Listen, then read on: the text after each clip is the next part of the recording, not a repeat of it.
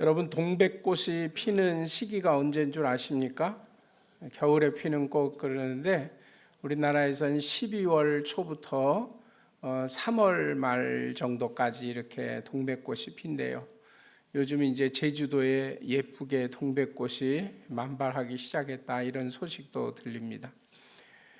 누군가가 동백꽃 필 무렵이 언제입니까? 물어봤더니 수요일과 목요일이래요. 뭔 소린가 봤더니 동백꽃 필 무렵이라는 사람들 시청률 높은 드라마가 수요일 목요일 날 했답니다. 40부작으로 많은 사람들이 막 기다리는 마음으로 그 드라마를 봤는데, 드라마 마지막 절정에 막 이를 때 그 주인공이 프로포즈하는 장면이 있었대나요? 그걸 막 기다리는데 그 전주일 날 그 인터넷에 어떤 뉴스에 다음 주 동백꽃 필 무렵이 결방할지 모르겠다고 이런 글이 올라왔던 모양이에요. 방송국 업무가 마비될 정도로 막 항의 전화가 와가지고 안 된다고, 결방하면 안 된다고, 다른 거 방송 안 해도 된다고 그거 하라고 그래가지고 결국 방송 결방하지 않고 방송을 해서 마지막까지 잘 마쳤답니다. 원래 계획은 조금 결방해가지고 한두 주 늦어질 걸로 생각했던 모양이에요. 그래서 후속 방송 프로그램이 준비가 덜 됐는지 끝나고 나니까 동백꽃 필 무렵 스페셜이라는 걸 해가지고 또 그 방송을 했는데, 그럼에도 불구하고 재방송하고 편집해서 하는 건데도 다른 드라마보다 시청률이 높았다 그래요. 그 방송이 끝나고 나니까 이제 수요일 목요일 날 뭘 기다리며 살지 그러시는 분들이 좀 있었는지 모르겠습니다. 재밌고 또 그 내용이 기다려지고 기대하는 마음이 있으니까 그 방송을 기다리는 거죠. 근데 40부작 드라마인데 이렇게 사람을 기다리게 할 수 있죠. 그런데 2002년도 12월 7일, 그러니까 꼭 지금부터 한 17년 전쯤에 처음 방송을 한 방송 프로그램이 있어요. 근데 이 프로그램이 매주 토요일 날 8시 45분에 한답니다. 그런데 17년 동안, 지난 17년 동안 토요일 날 한다 그랬으니까 어저께도 했거든요. 제가 설교를 준비하느라고 일부러 시간을 맞춰놓고 그 방송하는 걸 봤어요. 어제 보니까 888회더라고요. 그러니까 엄청나게 오랜 기간 동안 17년 동안 하는 방송을 매주 토요일 날 그 시간에, 또 특별히 이 방송은 생방송이에요. 근데 세월호 참사가 나가지고 나라가 벌써 뒤집혔을 때 특별 방송으로 편집해가지고 하는 그 보도 때문에 1시간 정도 늦게 방송된 적은 있고, 이렇게 한두 번 정도 특별한 사정으로 시간을 늦춰서 방송한 적은 있지만 한 번도 결방을 하지 않고 꾸준히 888회를 방송한 방송이 있어요. 그 프로그램 뭔지 아십니까? 로또 추천 방송이랍니다.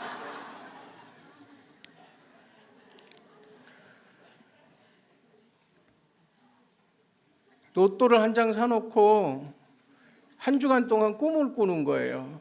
이거 당첨되면 뭘 하지? 어디다 쓰지? 막 혼자서 막 이런저런 그림을 그리면서 기대하면서 토요일 날 8시 45분 되면 그 자리에 앉아갖고 로또 방송을 보는 사람들이 많이 있다는 거, 시청률이 꽤 나오는 프로예요. 어제 저도 이제 그걸 하느라고 봤는데, 저는 로또를 한 번도 사본 적이 없지만 언젠가 한번 어느 모임에 갔더니 그 온 사람들에게 행운을 드립니다 하고 로또를 한 장씩 다 주더라고요. 봉투에 담아서 주는데 이게 뭔가 보니까 로또를 한 장씩 무작위로 막 사가지고 한 장씩 나눠줬는 모양이에요. 그 이제 저도 그거 언제 추첨하지 해가지고 그때 그 로또 한 장을 들고 방송을 봐본 적이 있어요. 그런데 첫 번째 공부터 안 맞더라고요. 그래갖고 보자마자 꽝 돼버렸는데, 예전에는 그 로또가 하기 전에는 예전엔 주택복권이라 그래가지고 준비하고 쏘세요 이런 방송이 계속 있었죠. 뺑뺑 번데기 판 같은 거 돌아가면서 사람이 나와서 화살을 쏘면 탁 맞는 번호 뽑는 그런 거 있었는데, 박정희 대통령 시의 사건이 있은다면 쏘세요라는 말을 못 쓰게 해가지고 할 수 없이 쏘는 걸로 아니고 공이 튀어나오는 걸로 바꿨다고 그래요. 그런데 45가지, 45번까지 숫자 중에서 6개를 맞추는 그런 로또 프로그램이 그렇게 돼 있어요. 그런데 45번까지 숫자 중에서 6개를 내가 맞출 수 있는 확률이 어느 정도 되느냐면 814만 5천 분의 1 정도 된대요. 그러니까 거의 되지 않는 숫자예요. 언젠가 어느 방송에 보니까 이 확률은 어느 정도냐면 어떤 사람이 번개를 맞았는데 죽지 않고 사는 확률, 근데 그 사람이 또 번개를 맞을 확률 정도 되는 거라고, 이렇게 수학적으로 어떻게 계산했는지 모르겠지만 하여튼 한마디로 얘기해서 거의 불가능한 정도의 숫자라는 거예요. 814만 명 중에 한 명이 딱 뽑히는 거니까 거의 불가능하다시피 한 거죠. 그런데 얼마나 많은 사람들이 이 확률에 자신의 기대를 걸고 한 주간을 보내고 이 방송을 기대하면서 보는지, 어제도 제가 보니까 이 방송이 딱 된 지 30분 정도 지나니까 인터넷에 이번 888회 로또 당첨자는 8명이고 그분들이 복권을 산 장소 주소까지 어느 복권방, 근데 그게 뭐 서울시 구로구 몇 번지에 있는 무슨 복권방에서 1등 당첨자가 나왔다. 30분 지나니까요 8명 1등 당첨자 그 장소까지 인터넷에 뜨더라고요. 서울 구로구에서 1명, 부산에서 3명이 됐고요. 대구 1명, 뭐 그다음에 창원인가 1명. 근데 여기 전라도 뭐 광양 이런 데는 없더라고요. 있으면 제가 좀 찾아보려고 그랬는데 전남, 광주, 뭐 전북까지 다 해서 1명도 없는데, 하여튼 좌우지간 금방 한 30분도 안 됐는데 이런 자료가 뜨는 걸 보면서 얼마나 많은 사람들이 이것에 관심을 가지고 있는가. 길 가다가 보면 혹시 보신 적 있는지 모르겠어요. 복권 1등 몇 회 당첨된 장소, 행운이 있는 것처럼 복권 사라는 듯이 막 이렇게 광고 문구를 써놓은 것도 봤어요. 사람들은 복권을 사놓고 거의 일어날 것 같지 않은 기적을 그렇게 바랍니다. 근데 또 궁금한 게 생겼어요. 814만 분의 1이라는데 어떻게 매주 8명 이렇게 이번 주에 8명 어떻게 그렇게 됩니까? 근데 이 확률이 조금도 틀린 게 아니에요. 뭐냐면 814만 분의 1인데, 그런데 지난주에 8명이 이번 주에 8명이 됐다 그랬잖아요. 이 말은 무슨 말이냐면 814만 분의 1인데 로또가 판매된 숫자가 8천만 장이 넘는다는 거예요. 그러니까 814만 장을 팔면 한 명이 당첨이 되는 확률인데 8천 장이 팔렸으니까 10명 정도가 당첨이 되는 게 확률로 나온다는 거예요. 그래서 매주 8명, 10명 이렇게 많은 사람들이 그 로또에 당첨되는 일들이 벌어지는데, 사실은 그 내용을 보면 우리의 인생 절대 일어나지 않을 것 같은 그러한 삶이라는 거죠. 정세령 작가라는 요즘 젊은 사람들에게 인기 있는 작가가 있는데, 이 작가가 지구의 하나뿐인이라는 책을 쓰면서 책 앞머리에 보면 이 책을 누구에게 드립니다라는 감사의 헌사가 있지 않습니까? 그 젊은 작가가 쓴 책의 헌사에 이런 내용이 있는 걸 보고 제가 가슴이 좀 떨렸던 적이 있어요. 한번 좀 보여주시죠. 정세랑 작가가 쓴 지구에서 하나뿐이라는 그 책의 그 감사 인사말이에요. 김상순 엄마, 정태화 아빠께, 아마 이 작가의 엄마 아빠 이름인 것 같아요. 그러면서 아무리 해도 로또가 되지 않는 건 이미 엄마 아빠 딸로 태어났기 때문일 거예요. 근데 이 글을 보는데 막 가슴이 설레이는 거예요. 이 무슨 말입니까? 810만 분의 1 로또를 기다리는 많은 사람들이 있지만 아무리 해도 로또가 안 되더라는 거예요. 그러니까 평생 돼야 될 수 없는 그런 확률인데, 그 이유는 내가 그렇게 기다리는 기적보다도 더 큰 기적을 이미 내가 맛보았기 때문이라는 거예요. 그러면서 엄마 아빠 김상순 정태화 아빠 이름을 부르면서 이미 엄마 아빠 딸로 태어난 것이 로또 당첨되는 것보다 훨씬 더 큰 기적이고 나에게는 이미 그런 기적이 찾아왔다는 그런 고백이죠. 이 젊은 딸에게 이런 고백을 받는 엄마 아빠의 마음은 얼마나 행복할까, 이런 생각을 하다가 제가 만남도 이런 것이다, 수많은 사람들 중에 만나는 거잖아요. 그래서 나의 아내에게, 제 아내에게 예를 들어서 내가 아무리 기다려도 로또가 되지 않는 것은 내가 당신을 이미 만났기 때문입니다. 이런 고백을 남편에게 듣는다면 여러분들 기분이 어떻겠습니까? 뭐 상상.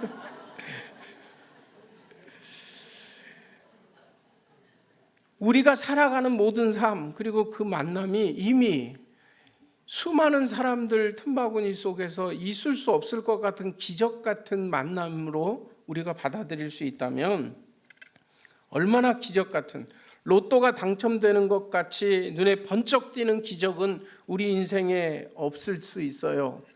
아니, 앞으로도 그런 일들은 일어나지 않을지 모르겠습니다.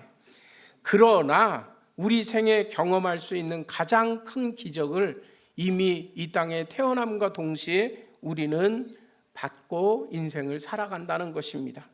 그러므로 매일매일 우리들의 살아가는 삶 자체가 기적이죠. 그런데 어찌하여 내 삶은 이렇게 고되고 힘들고 어려울까? 어느 것 하나도 내 기대대로 풀리지 않는 것 같을까? 그런 것을 우리는 안타까워하며 탄식하며 슬퍼할 때가 너무나 많이 있습니다. 지난 한 주간 동안도 여러분들의 삶 속에는 이런 아픔 가운데 한 주간을 사셨는지 모르겠어요. 오늘 우리 본문 말씀이 나오는 예레미야 애가는 왜 애가라는 이름이 붙었는가? 예레미야 애가 1장 1절을 한번 보십시오. 어떤 말로 이 예레미야 애가가 시작되는지 한번 보십시오. 1장 1절 어떤 단어로 시작합니까? 슬프다, 이런 단어로 시작되죠. 2장 1절도 한번 보십시오. 여전히 슬프다. 이렇게. 4장 1절을 보십시오. 슬프다, 어찌 그리 금이 빛을 잃고. 슬프다, 슬프다, 슬프다. 예레미야가 5장으로 되어 있는데 그 중에 1장, 2장, 4장을 슬프다라는 단어로 시작하고 있다는 것입니다. 우리 인생이 이렇게 힘들고 어렵고 고난 중에 처해 있는 삶, 어디에도 희망을 찾아볼 수 없을 것 같은 절망 그 자체, 한마디로 이 시편을 읽으면 탄식과 절규가 계속해서 담겨져 있어요. 당시에 하나님의 백성들이 나라를 빼앗기고 바벨론의 포로로 잡혀가고 모든 것이 무너진 절망의 상태일 때 그들은 슬픔의 노래를 이렇게 불렀다는 것입니다. 슬프다, 슬프다, 슬프다. 내 삶에는 어떤 기적도 일어나는 것 같지 않고 내 삶에 기대할 것조차 없는, 설레임이 없는 그런 삶이 다가오고 있을 때 이 예레미야의 저자는 슬픔의 노래를 부르고 있어요. 그래서 슬픔의 노래라 그래서 애가라는 책 제목이 붙었지 않습니까? 또 예레미야 애가의 특징 중에 하나는 여러분 1장을 다시 한번 보십시오. 1장이 몇 절로 되어 있습니까? 22절로 되어 있죠. 22절로 되어 있습니다. 2장은 몇 절입니까? 2장도 22절. 3장은 몇 절로 되어 있습니까? 66절. 4장은 또다시 22절, 5장도 22절로 되어 있어요. 그러니까 1장, 2장, 4장, 5장이 22절로 되어 있고 오늘 본문이 속해 있는 3장은 66절로 되어 있어요. 공통점이 뭡니까? 22이라는 것이에요. 3장은 22이 3번 반복된 것입니다. 여러분들 중에 눈치채신 분이 계실지 모르겠어요. 제가 시편 강해를 할 때 여러 번 여러분들에게 말씀드렸는데, 히브리인들이 사용하던 시의 형태 중에는 히브리어 자음의 숫자를 맞춰가지고 차례대로 글을 쓴 시가 있다 그랬어요. 그런 것을 답관체 형식의 시라고 그랬는데, 히브리어 자음 숫자가 22자입니다. 기역, 니은, 디귿, 리을, 영어로 얘기하면 A, B, C, D 이렇게 히브리어 자음 순서 알렙벳, 김멜, 타렛 이런 순서가 22개가 있는데, 한 절마다 하나의 단어를 순서대로 써가지고 1장 22절이 있는 1장이 만들어졌습니다. 2장도 마찬가지고 4장, 5장 마찬가지 순서로 자음을 맞춰서 이 시를 썼어요. 답관체라는 거죠. 3장은 한 단어를, 한 자음을 3번씩 사용했어요. 그래서 3절이 한 묶음으로 되어 있는 글이 바로 이 예레미야애가 3장입니다. 제가 더 설명을 길게 못 드리겠어서 그림으로 한번 보여드릴게요. 사진으로. 히브리어 예레미야 3장 성경책입니다. 저기 히브리어인데, 히브리어는 오른쪽에서 왼쪽으로 씁니다. 그래서 오른쪽에 1, 2, 3, 4 저게 절수입니다. 근데 보십시오. 1절부터 3절까지는 다 똑같이 생긴 글자로 시작이 됐죠. 저게 히브리어 첫 번째 자음인 영어의 A에 해당되는 알렙이라는 단어입니다.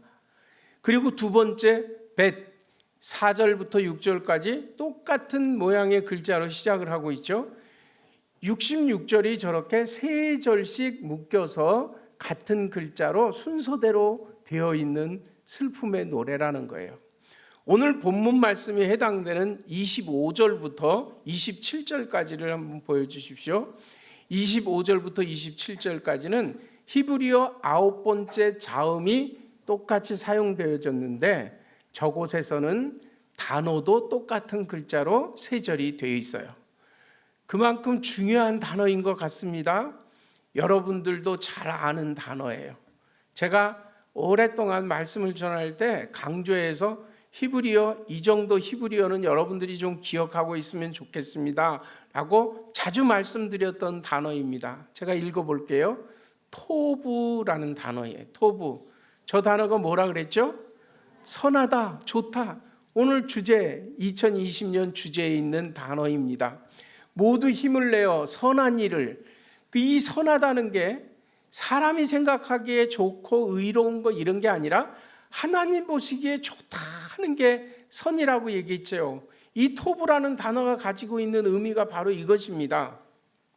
오늘 말씀해 보니 이제 예레미야 3장 25절을 보십시오. 기다리는 자들에게나 구하는 영혼들에게 여호와는 선하시도다. 여호와는 좋다. 여호와는 좋은 분이다. 26절에도 구원을 바라고 잠잠히 기다림이 좋도다. 27절에도 좋으니. 우리 말에는 동사가 맨 뒤에 나오니까 이게 끝에 왔지요. 히브리어를 보니까 토브라는 단어가 3절 다 앞에 있잖아요. 토브. 좋도다, 좋다, 좋으니 이렇게 강조해서 좋다라는 단어가 나옵니다. 제가 무엇을 말씀드리려고 하느냐 하면, 예레미야 애가는 길지 않은 5장으로 된 시이지만 그 내용은 슬프다로 시작해서 슬프다. 지금 내 삶이 얼마나 괴롭고 견디기 힘들고 고통스러운지 그 슬픔을 탄식하고 있는 내용인데, 왜 갑자기 좋다라는 단어가 이렇게 3절이 묶여서 나오고 있습니까? 바로 이것이 우리 인생의 기다림의 참된 의미라는 것이에요. 우리는 죄악 가운데 벗어나지 못해서 아무리 우리가 기대하고 인생을 살아가고 발버둥 치고 우리 삶에 어떤 행운이 온다 할지라도 그것이 우리를 영원한 행복으로 삶을 바꿔갈 수는 없습니다. 그런데 정말 좋은 것은 우리가 기다려야죠. 절규와 탄식 중에 한결같은 주님의 사랑, 그것을 다함이 없는 그 사랑을 간절히 기다리는 그 모습을 오늘 성경은 이렇게 말해주고 있어요. 왜냐하면 성경의 모든 위대한 인물들의 삶을 보면 하나같이 저들에게 공통점이 있는데 저들은 기다림의 삶을 살았다는 것입니다. 믿음의 사람들은 대부분 기다림의 과정을 거친 자들이에요. 노아는 120년이라는 세월 동안 하나님의 약속을 붙잡고 그 믿음으로 방주를 준비한 삶입니다. 요셉은 어린 시절에 꿈꿨던 그 꿈을 간직하고 기다리면서 어떤 힘들고 어려운 상황도 그 기다림을 가지고 그때를 바라보면서 살았다는 것입니다. 모세는 미디안 광야에서 기다림의 40년 훈련을 받은 이후에 하나님께 사명의 자리에 서서 이스라엘 백성들을 이끌었고요. 성경에 나오는 인물들의 기다림을 다 말할 수 없을 만큼 너무나 많지만 우리는 하나님의 약속과 하나님의 때를 기다리는 사람을 믿음의 사람이라고 말하고 있습니다. 이 같은 사람들은 다 견디기 힘든 날들을 보냈지만 그들은 하나님께서 언약하신 약속, 그 말씀을 붙잡고 기다리는 삶을 살았던 자들입니다. 그것을 오늘 성경은 우리에게 이렇게 말해주고 있습니다. 지금 우리들의 삶이 얼마나 힘들고 어려워도 기다리는 자들에게나 구하는 영혼에게 하나님은 틀림없이 좋은 분으로 그 기다림에 응답해 주실 것이라는 것입니다. 사람이 여호와의 구원을 바라고 잠잠히 기다림이 좋도다. 여기 이 잠잠이라는 표현은요, 내가 어떠한 노력이 필요하다는 게 아닙니다. 나는 다 내려놓는 것입니다. 내 의지 내려놓고 내 능력도 내려놓고 내 경험과 내 방법, 내 수단, 내 지혜 다 내려놓고 지금 고통스럽고 괴롭고 두렵고 우리에게 힘든 날들이라 할지라도 내려놓고 기다리는 자들에게 하나님께서는 좋다로 응답해 주신다는 것입니다. 우리는 사실 기다림을 경시하는 시대에 살아가고 있어요. 세상의 모든 게 점점 빨라집니다. 그리고 사람들은 잠시도 기다리질 못해요.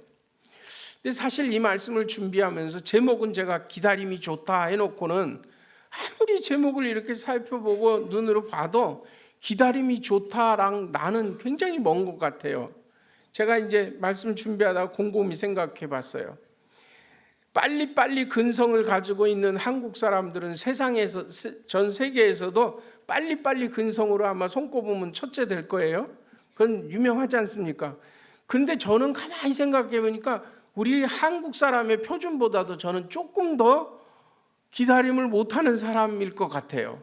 워낙 성격이 급하고 제가 제일 못하고 싫어하는 것 중에 하나가 어디 가서 기다리는 거예요. 잠시도 못 기다리겠어요. 그래서 기다리려고 하다가도 보면 사람들이 많으면 못 기다리고 그냥 관두고 오지 거기 이렇게 기다리는 거 잘 안 돼요. 평생을 애를 써봤는데 잘 안 돼요. 너무너무 싫어요. 기다리는 게.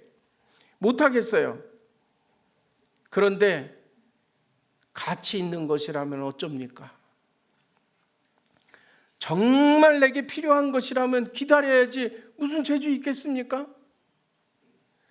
정말 포기할 수 없는 것이라면 기다리는 수밖에 다른 방법이 없다는 것을 깨닫는 순간 모든 건 내 성격이고 그냥 환경이고 다 내려놓고 넉넉히 기다릴 수밖에 없더라는 것입니다. 내가 지금 물질이 필요해서 기다린다면 매주 복권 로또 사놓고 토요일 방송하는 거 앉아서 기다리십시오. 다른 재주가 없는데 어쩝니까? 그러나 그것이 내 인생에 정말 모든 것을 걸고 기다릴 것입니까? 아무리 생각해봐도 이 땅에서의 우리의 삶은 우리가 인생 사는 동안 끝나는 것이 아니고 죽음 이후에 영원한 세계가 있다는 것을 알기에 우리는 그것을 깨닫고 믿기에 우리가 이제 이후에 생을 마친 이후에 원하는 그 하나님의 나라에 들어가지 못하고 힘들고 어려운 고난의 자리, 고통의 자리에서 밖에서 이를 갈며 슬피 울미 있으리라 그 영원한 형벌의 자리에 들어가는 것을 피하려면 어찌합니까? 내가 지금 수렁에 빠져서 죽어가고 있다면, 발버둥 치면 칠수록 더 깊은 수렁에 빠진다면 다른 방법이 아무것도 없어요. 나 좀 살려주세요 하고 소리 지르고 손을 내밀고 누군가 와서 내 손을 붙잡아 건져주는 것을 기다릴 수밖에 없잖아요. 그런데 이 기다리다 지쳐 우리 인생이 끝나는 것이 아니라, 성경은 우리에게 분명히 말씀해 주고 있습니다. 주님의 구원을 기다리고 바라는 자들에게 하나님께서 좋다 하고 응답해 주신 날이 반드시 올 것이라는 거예요. 지금 아무리 살펴봐도 그 문제를 해결할 수 있는 길이 없는 것 같아 보여도, 내가 할 수 있는 방법이 없기에 주님을 구하고 주님을 기다리는 것 외에는 내가 할 수 없습니다. 이 심정을 가지고 주님을 기다릴 때 하나님께서는 좋도다라고 톱으로 응답해 주신다는 것입니다. 내가 다른 방법이 있다면 기다리지 않고 떠나도 돼요. 그런데 가치가 있는 것이고 나에게 꼭 필요한 것이라면, 포기할 수 없는 것이라면, 기다리는 것 외에 다른 방법이 없다면 우리는 주님의 도우심을 기다리는 것밖에 없다는 것입니다. 27절 말씀도 보세요. 사람은 젊었을 때 멍에를 매는 것이 좋으니. 세상에 이런 말이 어디 있어요. 너 지금 힘들고 고통스러운 게 좋다는 거예요. 왜? 이후에 하나님께서 우리를 건져주시는 날이 올 것이기 때문에. 온 인류를 구원하기 위해 이 땅에 오신 예수 그리스도, 그분을 기다리는 자에게, 구하는 영혼들에게 여호와는 선하시도다. 사람이 여호와의 구원을 바라고 잠잠히 기다림이 좋도다. 기다림이 좋도다. 슬프다라는 탄식 속에서 이 예레미야의 기자가 우리에게 들려주는 말은, 그 힘들고 어려운 고통의 날들 속에서도 하나님의 구원을 기다리는 것이 우리가 할 수 있는 최고의 좋은 것. 그래서 슬픔이 변해서 기쁨이 되고 탄식이 변해서 할렐루야 찬양이 될 수 있는 그 은혜, 오늘 이 말씀이 우리에게 들려주고 있습니다. 기다림을 기억하는 대림절 절기, 우리가 이 시기를 보내면서 기다림이 좋도다 하시는 하나님의 말씀의 은혜를 더욱 깊이 체험하며 여러분들을 손잡아 구원해 주시는 주님의 축복을 누리는 대림절 기간이 되기를 주의 이름으로 간절히 축원합니다.